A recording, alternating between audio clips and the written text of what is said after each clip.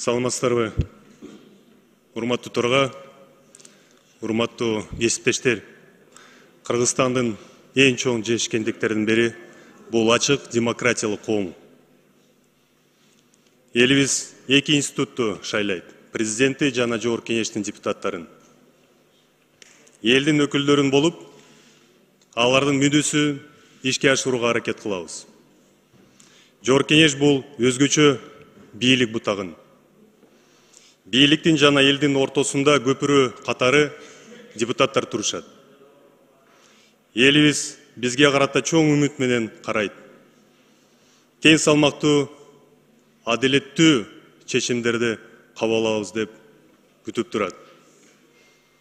Делимитация бул өтө сезимтал маселе. Туура, боордош мамлекеттер менен кызматташтыгыбызды бекемдетишибиз керек. Бул эки тараптуу кыймыл жана чечимдер эки тарапка тең өз ара пайдалуу алып келиши керек. Илгертеден бери бүгүнкү күнгө чейин бир тууганыбыз менен суу менен бөлүшөбүз. Сөзсүз ушундай болот, сөзсүз ушундай болуш керек. Эч качан шек саноо болбош керек. Ынтымакта жашайбыз. Өзбекстандын президенти Шавкат Миромонович акылдуу, данышман инсан. Анын мөөнөтүндө Өзбекстан чоң жетишкендиктерге ээ болду. Укмуштуудай, кереметтүү өсүүдө Өзбекстан. Бирок кеп Өзбекстан боюнча эмес. Маселе ичибизде, мамлекетибизде. Сый-урмат менен талкуулоо болуш керек. Депутаттардын өзгөчө макамы бар. Өткөн апта дүйшөмбү күнү өкмөт бизге келишимдин долбоору алып келип, макулдугу бергиле деп, жактырылсын деп сурашты. Жакшы билесиздер, мен бир топ жолу маалымат бердим. Кагаздар толук берилген жок. Бизди шаштырышты.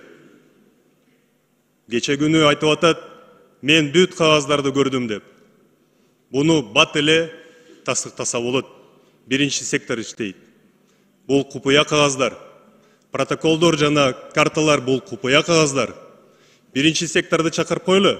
Бүгүн эртең менен биз биринчи сектордун башчысын чакырдык. Өзү айтты, мен кол койгон жокмун.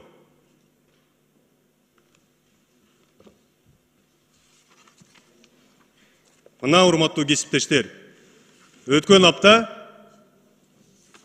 ушул пакет делимитация боюнча колума тийди. Башка кагаздар жок эле. Сиздер ушул жерде катышып, өзүңүздөр айттыңыздар. Кана кагаздар, кана тиркемелер. Ошол күнү бекитилген күн тартиби боюнча биз сиздер менен кыргыз-өзбек чыгарасында айрым участоктарында делимитация боюнча өкмөттүн маалымат угуу жана талкуулоо бекиткенбиз. Толук күнү ушул биринчи пункттун алкагында биз маалымат укканбыз. Анан кийин 10 октябрында ушул кагаз келип түштү бизге. 11 күнү 11 октябрында бизге башка кагаз келип түшүп атат. Берилген кагаздарды кайтарып бергиле деп жазып атат. Окубай эле кайтарып бергиле деп айтып атат. Ошого карабастан, урматтуу кесиптештер, бардыгын регламент негизинде алып бардым. Комитеттин мүчөлөрүнө бүт маалымат бердим. Кечинде кворум болду.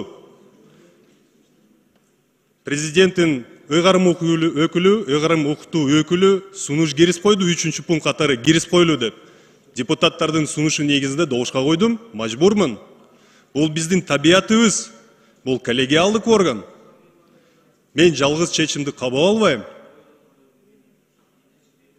Анан кийин сиздер менен өткөн күндөрдө акылдашып, баарлашып,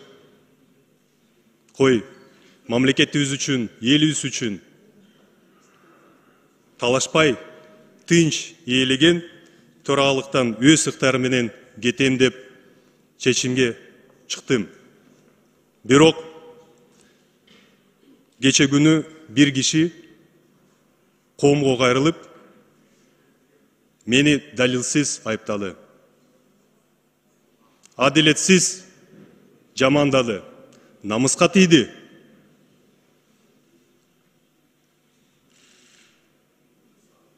Кылыч жарасы бүтөт, тил жарасы бүтпөйт. Мен жооп бербесем болбойт, урматтуу депутаттар. Калп сөз кара тумандай, чын сөз чыккан чынардай. Бүт бары ачыкка чыгат. Аткаруу бийликтин өкүлү ал дайындалган киши шайланган депутатка саясий баа берип атат. Муну кандай түшүнсө болот? Биз кайсы мамлекетте жашайбыз? Элдин өкүлүнө одону мамилени жасап атат. Бул мамлекет кызматкеринин сабатсыздыгы. Ар бир бийлик бутагы өз милдетти аткарышы керек. Жер жүзүндө парламент бул эң маанилүү демократиялык институт. Бийликте баланс сөзсүз болуш керек. Чыныгы демократиялык коомдо эң маанилүү булагы бул эл. Урматтуу Садыр Нуржоевич, кече күнү биз сиз менен жолугуп пикир алмаштык. Диалогко дайыма даяр экенигизге күбө болдум. Кандай болсо бул чечим тарыхта калат. Мамлекет үчүн баарыбыз күйүп турабыз. Тең салмактуу чечим кабыл алынат деп тирен ишенем. Кошуматчылардын табияты туруктуу эмес.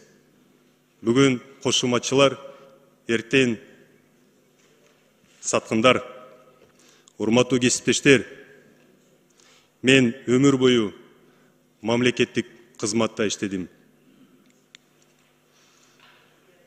Мамлекеттик органдарда дипломатия чөйрөсүндө 22 жыл иштедим. Көп пайда алып келдим.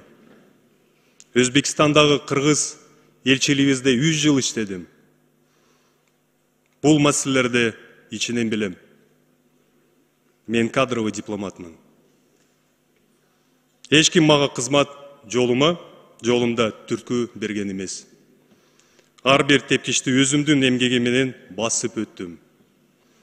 Мамлекетке алып келген пайдам чоң, бирок эч кандай дешевый пиар кылган эмесмин.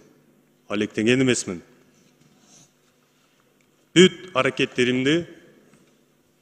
Бүт аракеттерим жогорку кеңештин аброюн көтөрүш үчүн жумшалган. Учурда ээлеген эл аралык байланыштар коргоо, коопсуздук жана миграция боюнча комитеттин төрагасынын кызматы тапшырышым керек деп сөз пайда болду. Бардыгын түшүнөм. Жамаатыбызды бөлгүм келбейт. Арызды жазганга даярмын. Убакыт бардыгын көрсөтөт. Алаканга салгандай жогорку кеңеште бүт баары таза, ачык акын талкуулашыбыз керек. Чечимдерибиз элибизге пайданы алып келиши керек. Убакыт бат эле өтөт. Эл бизди шайлады, эл бизге баа берет. 4 жыл эле калды. Эл сынчы, эл тараза, эл сынчы. Эң саясаттагы эң кооптуу нерсе бул кайдыгерлик. Урматтуу кесиптештер, көңүл бургандар үчүн чоң рахмат. Ийгиликтерди каалайм.